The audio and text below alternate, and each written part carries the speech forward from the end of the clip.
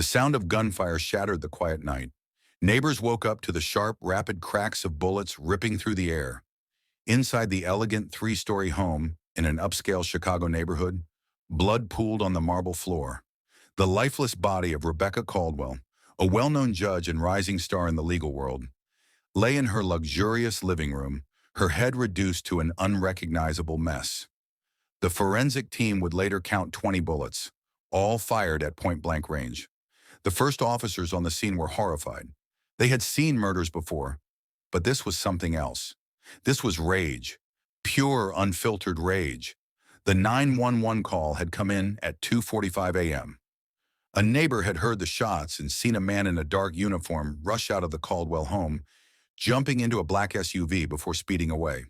When officers arrived, they found Rebecca's husband, Thomas Caldwell, sitting in a chair, his face blank, as if his soul had left his body.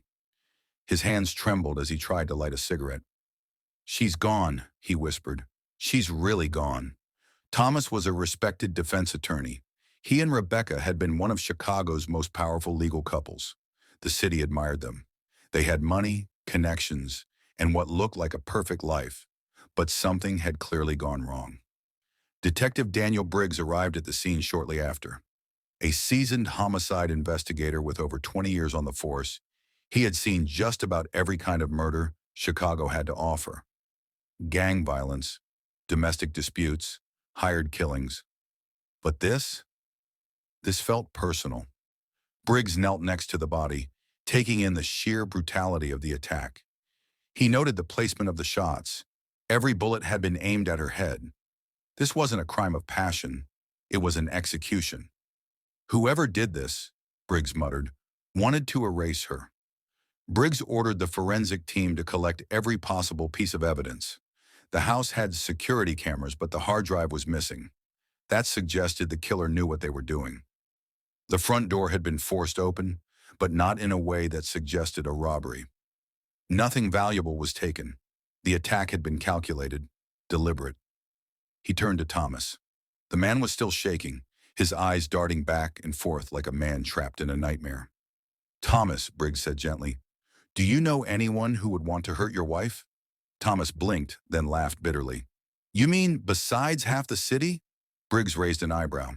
"She was a judge detective. She put criminals away for a living. She made enemies, but not enemies who would break into your home and shoot her 20 times in the head," Briggs pointed out. Thomas looked away.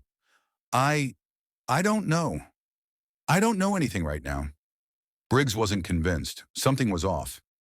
Then he noticed something else. A wedding photo on the fireplace mantel. Rebecca and Thomas were smiling, but there was something wrong with the picture. It wasn't the image itself. It was the reflection in the glass. A man in a correctional officer's uniform stood in the background, barely noticeable. Briggs felt a shiver run down his spine. Back at the station, Briggs pulled up Rebecca's recent case files. One stood out, a prison corruption case involving a correctional officer named Nathan Hale. Nathan Hale, 39 years old, worked at Cook County Correctional Facility. Rebecca had been the presiding judge in a case where Hale was accused of brutally beating an inmate to death. The case was dismissed due to lack of evidence, but Rebecca had openly criticized Hale in court, saying, "Some people don't deserve the badge they wear." Hale had walked out a free man that day, but had he come back for revenge? Briggs dug deeper into Hale's background: a troubled childhood, anger issues, fired from multiple jobs before landing in corrections. But what really caught Briggs's attention was something else. Nathan Hale had a connection to Thomas Caldwell. Phone records showed dozens of calls between Hale and Thomas over the past 6 months. Some lasted over an hour. Briggs stared at the screen. Why the hell was a defense attorney talking to a correctional officer so often? Then the bombshell. Briggs pulled up another set of records. Private bank statements. Hale had received several large deposits over the past year. The sender? Thomas Caldwell. Briggs leaned back in his chair, exhaling slowly. This case was about to get a whole lot more complicated. The next morning, Briggs and his partner, Detective Lisa Carter, paid a visit to Hale's apartment. The moment they knocked, they heard movement inside. Then, silence. "Chicago PD!" Briggs shouted. "Open up!" No response. Briggs motioned for Carter to stand back, then kicked the door in. The apartment was a mess. Food containers, beer bottles, dirty clothes, everywhere. But one thing stood out, a framed photo of Rebecca Caldwell. It was on the coffee table, surrounded by burnt-out cigarette butts. Briggs exchanged a look with Carter. This wasn't just an enemy. Then Carter found something else. A notebook filled with scribbled notes. Briggs flipped through it, his stomach tightening. She doesn't deserve to be a judge. Too young, too successful, too powerful. They let her humiliate me in court. Not anymore. Then the last entry, dated the night before. Tonight, justice will be served. Briggs clenched his jaw. They had their man. But the question remained, why had Thomas been paying him? And what the hell was really going on? Detective Daniel Briggs sat at his desk, flipping through the crime scene photos. 20 bullets to the head. It wasn't just murder, it was overkill. Personal, emotional, unforgiving. The evidence pointed to Nathan Hale, the correctional officer with a grudge against Judge Rebecca Caldwell. But the phone records between Hale and Thomas Caldwell made no sense. If Hale had killed Rebecca in a fit of rage, why had he been speaking to her husband for months? Briggs had a gut feeling. There was more to this story. Briggs needed answers, and there was only one place to get them. At 7 p.m., he drove to a high-rise apartment on the north side of Chicago. Hannah Ortega, Rebecca's best friend and law partner, answered the door. She was dressed in sweatpants and an oversized t-shirt, her face pale and exhausted. I already told the other cops everything I know, she said, leaning against the doorframe. Briggs gave her a small smile. I believe you, but I think there's something you didn't tell them. Hannah hesitated, then stepped aside. Come in. Inside, Briggs noticed 2 empty wine glasses on the coffee table and a half-smoked cigarette in an ashtray. Someone else had been here recently. Hannah sat down, rubbing her temples. Rebecca didn't deserve this. No, she didn't, Briggs agreed. But I need to know everything about her life. The real version? Hannah exhaled sharply. The real version? Briggs leaned forward. Rebecca and Thomas. Their marriage. Was it as perfect as people thought? Silence. Then Hannah laughed bitterly. Perfect? Detective, they had an open marriage. Briggs raised an eyebrow. Open as in they both saw other people. No secrets, no lies. It was an arrangement. Briggs let that sink in. And how did that work out? It worked for a while, Hannah admitted. But Rebecca, she was different. She wasn't just some woman who wanted to fool around. She had rules. Standards. Briggs narrowed his eyes. Meaning? Meaning she was picky. She only slept with people she trusted. Meanwhile, Thomas, he was a wreck. He started seeing people who weren't exactly stable. Briggs thought about the phone records between Thomas and Nathan Hale. Was Nathan Hale one of those people? He asked. Hannah froze. Briggs could see it in her eyes. She knew something. You already know, don't you? He pressed. She hesitated, then nodded. Yeah, I know. Briggs leaned in. Tell me everything. Hannah sighed, taking a deep breath before speaking. Thomas met Nathan Hale at a bar downtown about a year ago. They hit it off. Thomas always had a thing for men who were a little rough around the edges. Rebecca knew, of course. She didn't care, as long as he was discreet. Briggs frowned. Are you telling me Thomas was dating Hale? Dating? Number. But they had an arrangement. Sex, drinks, nothing more. Or at least that's what Thomas thought. Briggs felt his stomach tighten. And Hale? Hannah nodded. Hale became obsessed with Thomas. He was possessive. He started showing up at Thomas's office unannounced, calling him nonstop. Then about 6 months ago, Thomas tried to end it. Briggs exhaled slowly. Let me guess, it didn't go well. Hannah nodded. Hale lost it.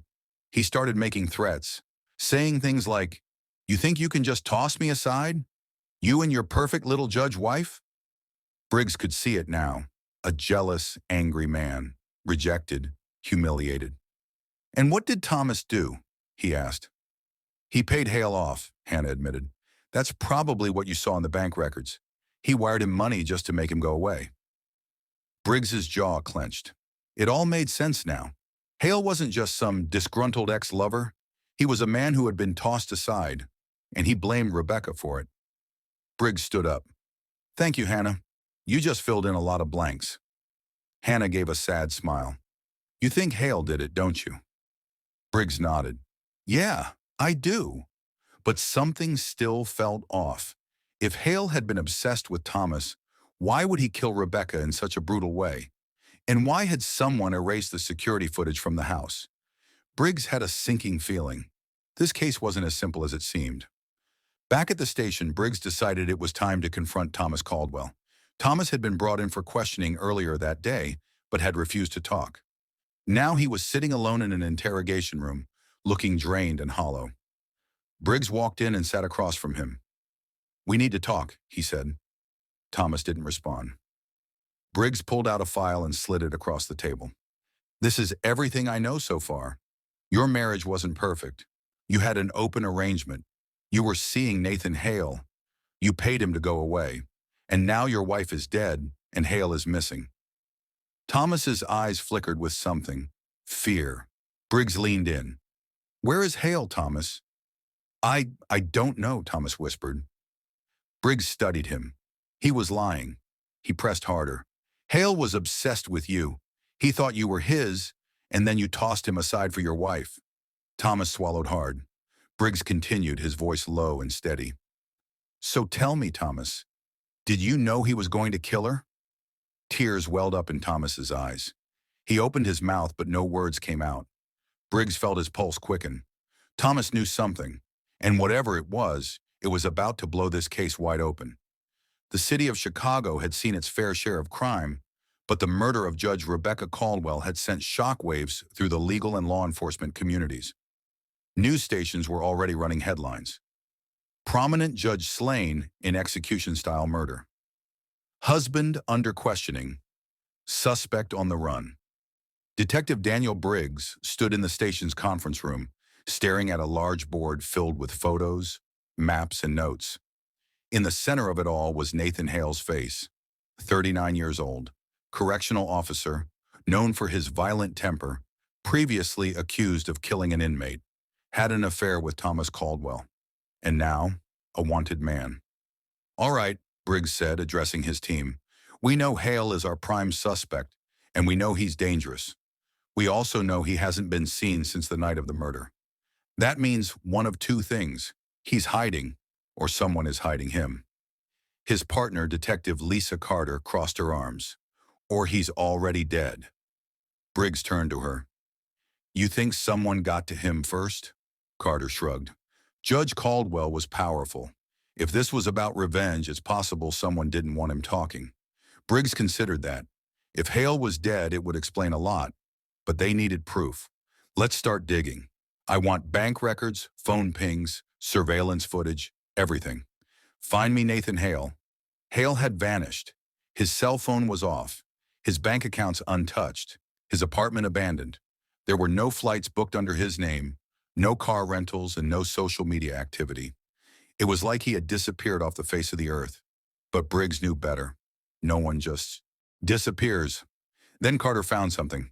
I pulled traffic camera footage from a few blocks away from Caldwell's house, she said, dropping a file onto Briggs's desk. Check this out.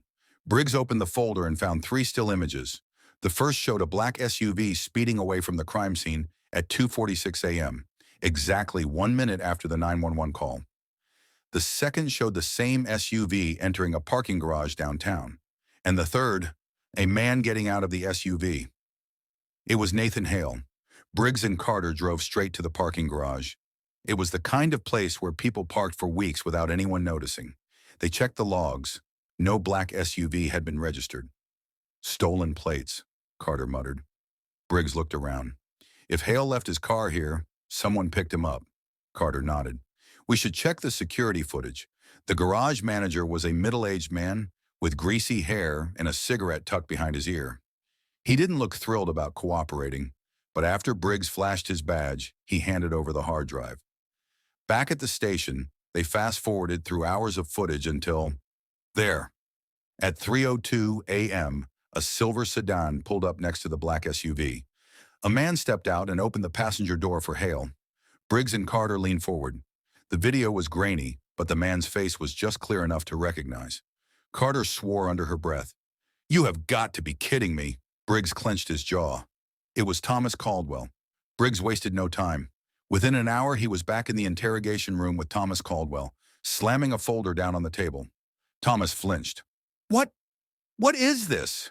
Briggs opened the folder and pushed the security stills toward him. "This is you picking up Nathan Hale after your wife was murdered." Thomas's face went pale. He opened his mouth, then shut it.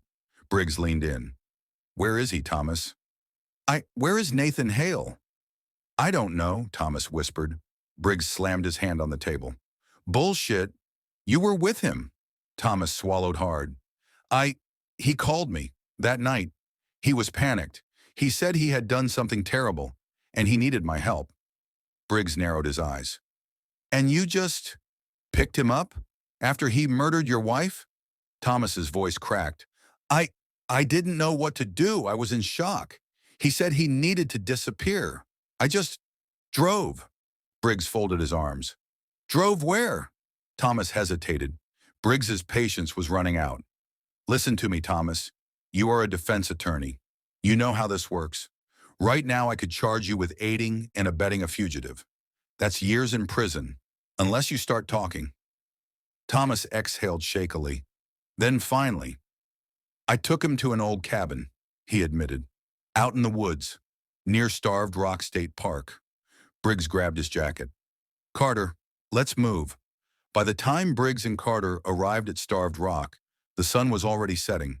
The park was quiet, the dense trees casting long shadows over the narrow road leading up to an abandoned hunting cabin. They approached cautiously, weapons drawn. Briggs signaled to Carter, then kicked the door open. The cabin was empty. A rotting mattress, a few beer cans, and a half-burned pile of documents in the fireplace. Carter picked up a scrap of unburned paper and frowned. "Bank statements." Briggs crouched down, inspecting the ashes. Hale was destroying evidence. Then, a rustling sound outside. Briggs turned just in time to see a figure darting into the woods. "Nathan Hale! Stop!" he shouted, taking off in pursuit. Hale didn't stop. He bolted through the trees, crashing through branches and undergrowth. Carter was right behind Briggs, her gun drawn. "Don't let him get to the river." But Hale was fast. Briggs pushed himself harder, his lungs burning as he gained ground. Then suddenly, a gunshot.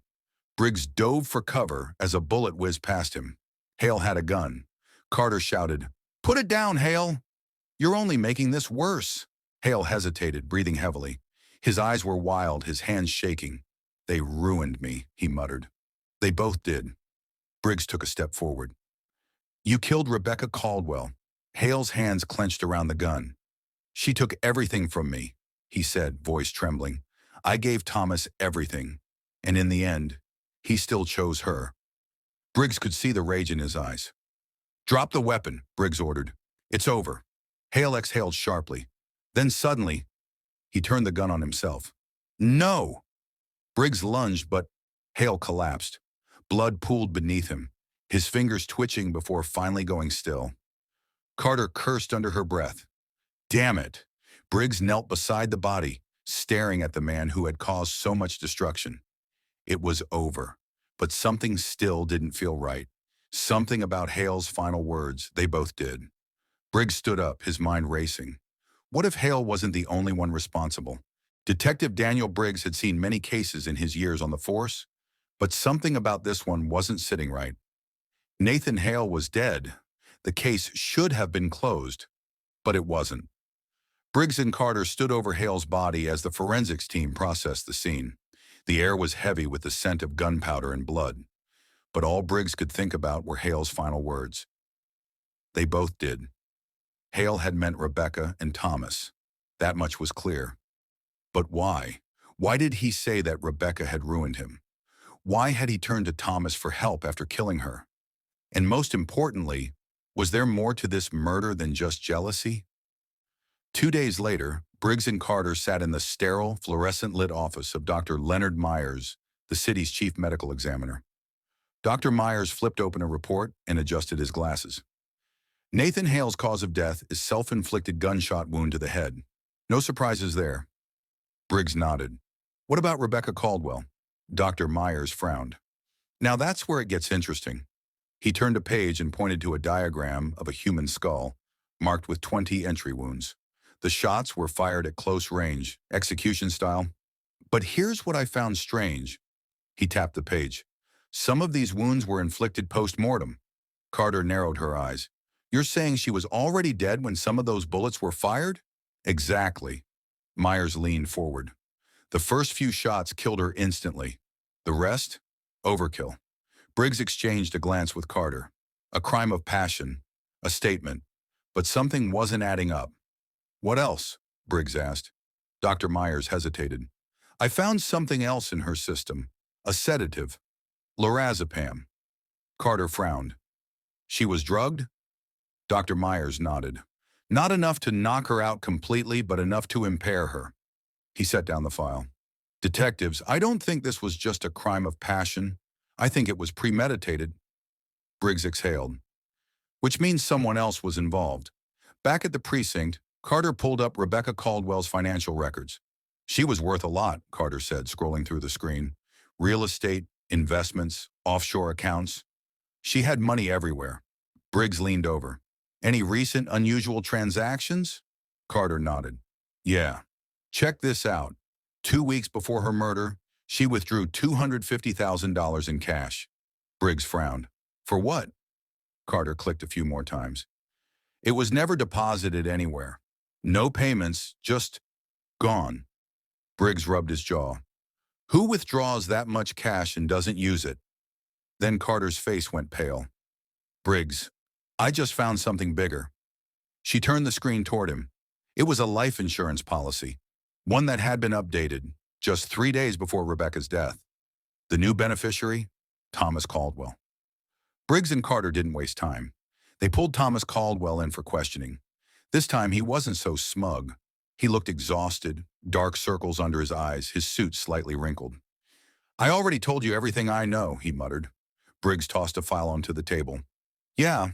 Then explain why your wife withdrew $250,000 in cash just before she was murdered. Thomas blinked. I don't know anything about that. Carter crossed her arms. You also didn't mention that you were the sole beneficiary of her life insurance policy. Thomas's face went completely blank. Briggs leaned in. So tell me, Thomas, was this really about an affair? Or was this about money? Thomas swallowed hard. You think I had something to do with this? I don't think, Briggs said. I know. For the first time, Thomas looked genuinely afraid. Briggs pushed forward. Rebecca was drugged before she was killed. Hale shot her, sure, but someone set it up. Maybe someone gave him a reason to pull the trigger. Thomas's breathing grew unsteady. Carter stepped in. Tell us the truth, Thomas, before it's too late. Silence. Then he broke. Tears welled up in Thomas's eyes. It wasn't supposed to happen like this. Briggs felt a cold chill run down his spine. He was right. Thomas wiped his face. Rebecca, she wasn't just successful. She was ruthless. Briggs and Carter stayed silent. Thomas sighed. She found out about me and Nathan. She threatened to ruin me. Take everything. My career, my reputation, my money. I would have lost everything. Carter raised an eyebrow. So you had her killed? Thomas shook his head. No. I wanted to scare her. I gave Hale the money and told him to confront her. Get her to back off. Briggs's fist clenched. You paid him to intimidate her? Yes, Thomas whispered. But when he saw her, when he saw how much she looked down on him, how successful she was, Briggs finished for him. He snapped. Thomas nodded. I panicked. I knew I couldn't let Hale get caught, or he'd tell everything, so I helped him disappear. Carter crossed her arms.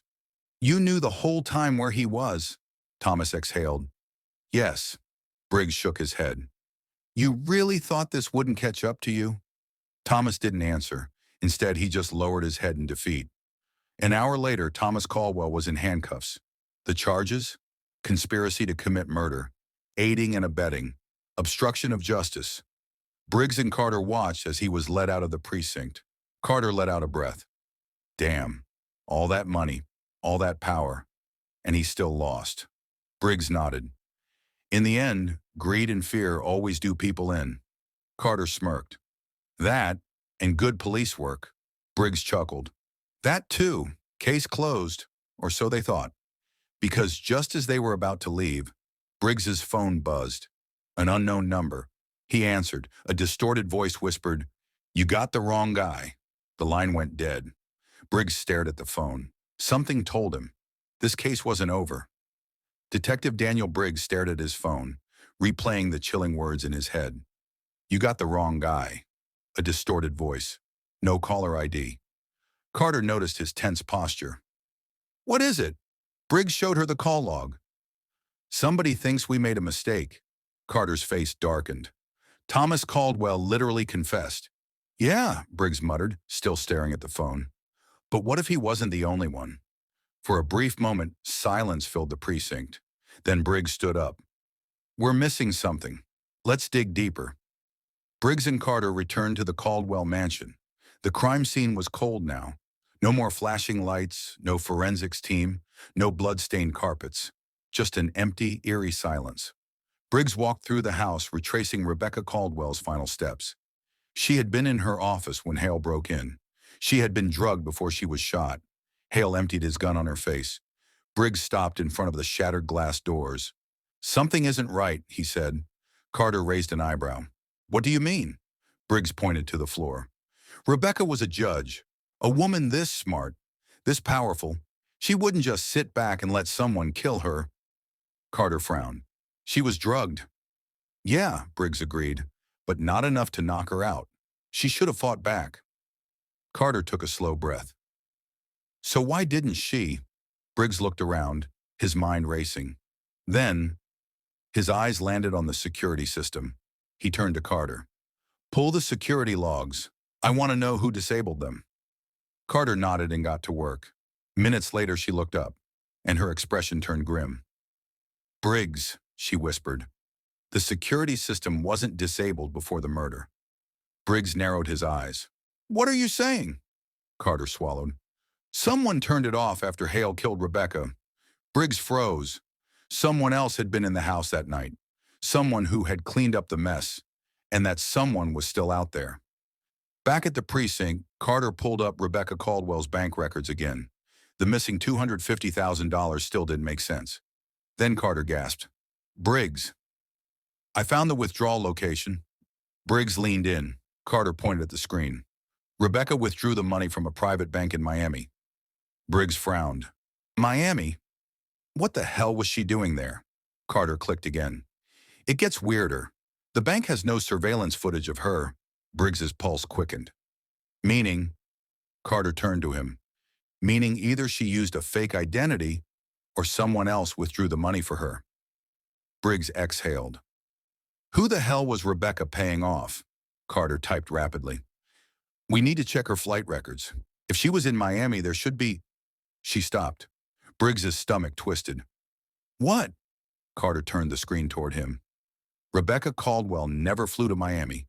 She hadn't been anywhere near that bank. Someone else had withdrawn the money in her name.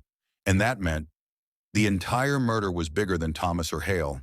Someone else was pulling the strings, and they were still out there. Hours later, Briggs got another call. This time it wasn't anonymous. It was from Rebecca's former housekeeper, Janet Morales. She was scared. She wanted to talk. Briggs and Carter met her at a rundown motel on the outskirts of town. The moment they saw her, they knew she was terrified. Janet's hands shook as she clutched her purse. "I don't have much time." Briggs kept his voice calm. "Tell us what you know." Janet took a shaky breath. "I worked for Mrs. Caldwell for 5 years. I saw a lot of things." Briggs leaned forward. "Like what?" Janet hesitated. "Like how she was getting death threats." Carter frowned. "Death threats?" Janet nodded. "They started about 6 months ago. Letters, phone calls. Someone even slashed her tires once." Briggs's heart pounded. "Did she ever say who she thought was behind it?" Janet swallowed. She didn't know, but she was scared. Carter exchanged a look with Briggs. Did she go to the police? Janet shook her head. She didn't trust them. Briggs rubbed his chin. Did she ever mention Miami? Janet's face paled. Yes. Briggs's pulse quickened. What did she say? Janet hesitated. She said if something happened to her, I should look for a man in Miami. Briggs frowned. A man? Who? Janet whispered. She called him the fixer. Silence filled the room. Then, gunshots outside. Briggs's instincts kicked in. Get down! Bullets shattered the motel window. Carter pulled Janet to the floor as Briggs drew his weapon. But by the time he made it outside, the shooter was gone. Just like that, their only witness was compromised. And now, they were in more danger than ever. Briggs and Carter returned to the precinct with a new lead. Someone in Miami, the fixer, had been connected to Rebecca Caldwell, and someone wanted that information buried. Carter pulled up a list of known contract killers and enforcers in Florida. Briggs studied the names. Then, he saw it. A name that kept coming up in high-profile cases, but was never caught. A man known for making people disappear. His real name was Luis Vega, but on the streets, people only knew him as the fixer. Briggs took a deep breath. This wasn't just a murder. This was a bigger game, and whoever was pulling the strings was still playing. Detective Daniel Briggs sat by the airplane window, staring at the clouds as the jet sliced through the sky. Carter, sitting beside him, flipped through her tablet, eyes scanning Luis Vega's criminal record. This guy is a ghost, she murmured. No photos, no fingerprints, no digital trail. Briggs sighed. And yet, he's connected to Rebecca Caldwell. Carter nodded. If we find Vega, we find the truth. The pilot's voice crackled through the intercom. Ladies and gentlemen, we'll be landing in Miami shortly. Briggs exhaled. This was it. The game was about to change. The Miami heat hit them like a wall the moment they stepped outside the airport. Briggs took off his jacket and loosened his tie. Carter checked her notes. Vega operates out of Little Havana. He's rumored to own a private club, the Mirage. Briggs hailed a cab. Then that's where we start. They climbed in, and the car sped toward the heart of Miami. As they weaved through traffic, Carter's phone buzzed. She glanced at the screen. Block number, Briggs tensed. Answer it. Carter put the call on speaker. A smooth, deep voice filled the car. Detectives, I hear you're looking for me. Briggs and Carter exchanged a glance. Carter kept her voice steady. Who is this? A dark chuckle. I'm the man you came to find. But you won't find me unless I want you to. Briggs leaned forward. Luis Vega? A pause. Then, click. The line went dead. Carter's grip tightened on the phone. He's watching us. Briggs stared out the window. They weren't just hunting the fixer. He was hunting them too. They arrived at the Mirage, a sleek, neon-lit nightclub in Little Havana. Inside, the air was thick with cigar smoke, expensive cologne, and the low hum of conversation. Briggs scanned the room. Vega has eyes everywhere. Carter motioned toward the bar. Let's start there. They walked up, and the bartender, a muscular Cuban man with a scar across his cheek, gave them a slow once-over. Detectives, he said in a thick accent, you're a long way from home. Briggs leaned on the counter. We're looking for Luis Vega. The bartender smirked.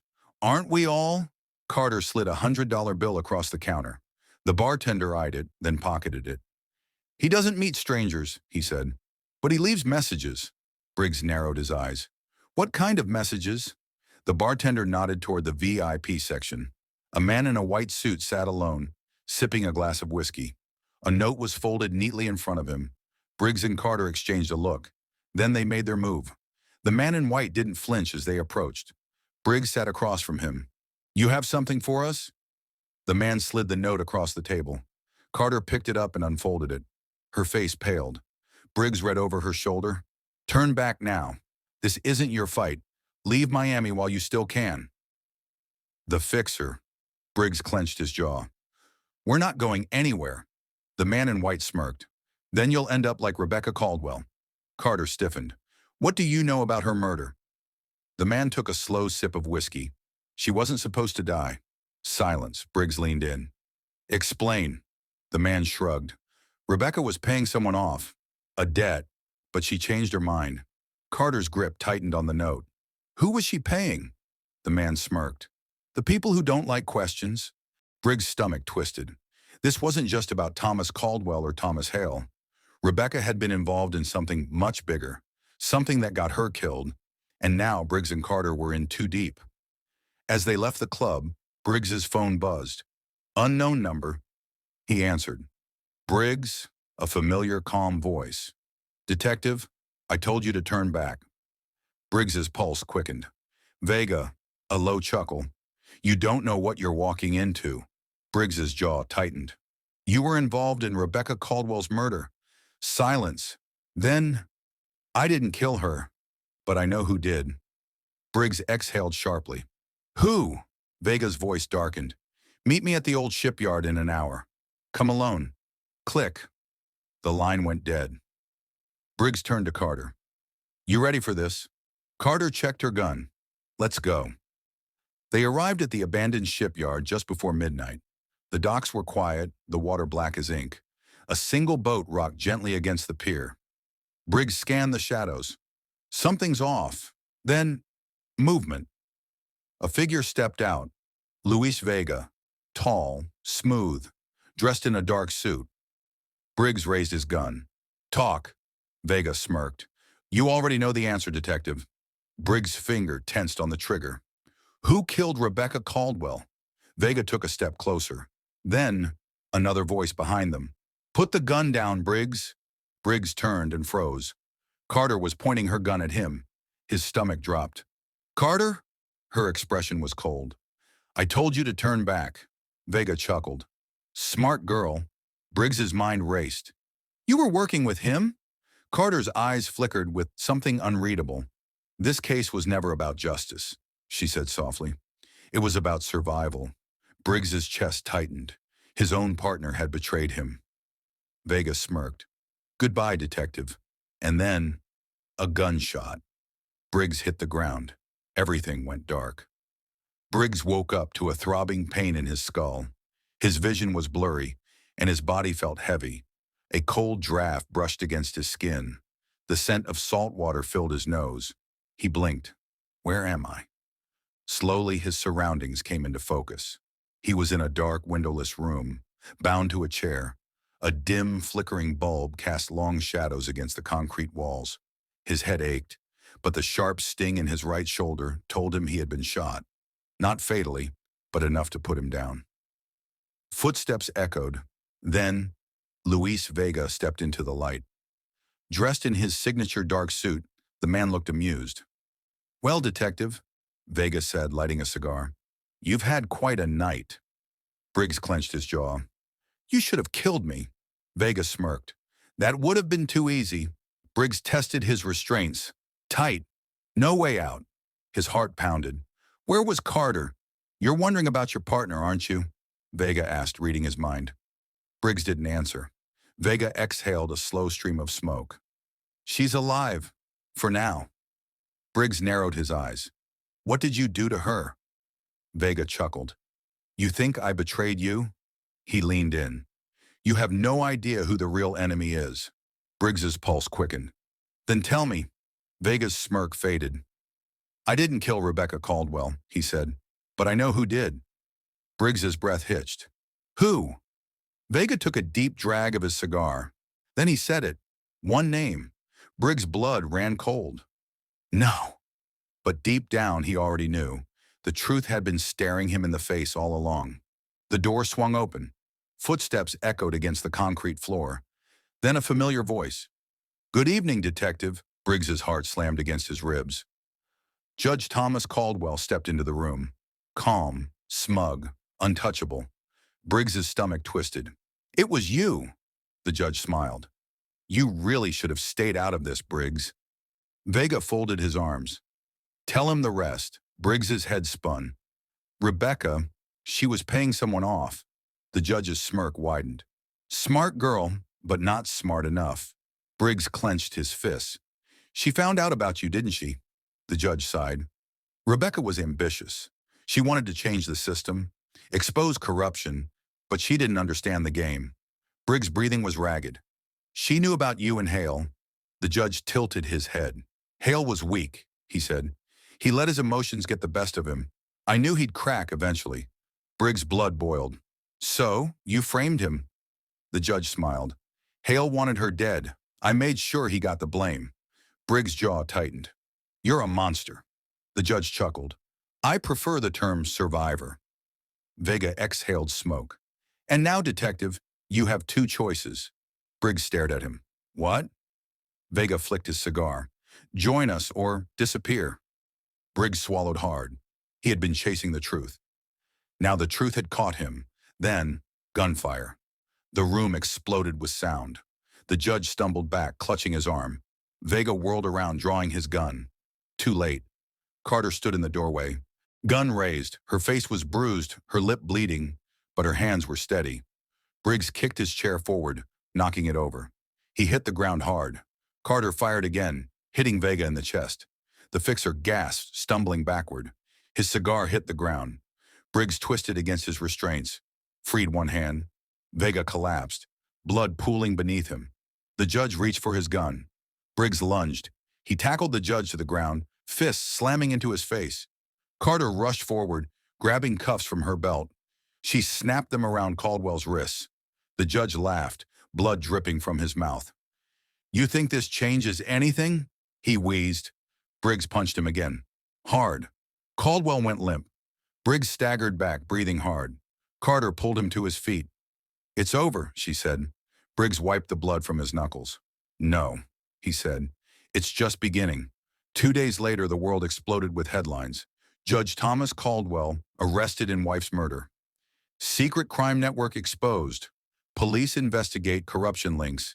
Ex-correctional officer Thomas Hale set for retrial. Briggs and Carter watched the news from the precinct. Hale's lawyer had filed for an appeal. The judge was facing multiple charges: conspiracy, bribery, and murder. Vega dead. Briggs exhaled. It's finally over. Carter gave him a look. You really believe that? Briggs hesitated. Then he saw it, the envelope on his desk. No return address. He opened it. Inside, a single playing card, the ace of spades. His stomach dropped. Carter frowned. What is it? Briggs stared at the card. A message was scrawled in red ink. The game never ends. Briggs' pulse quickened. Someone else was watching, someone even bigger, and they weren't done yet.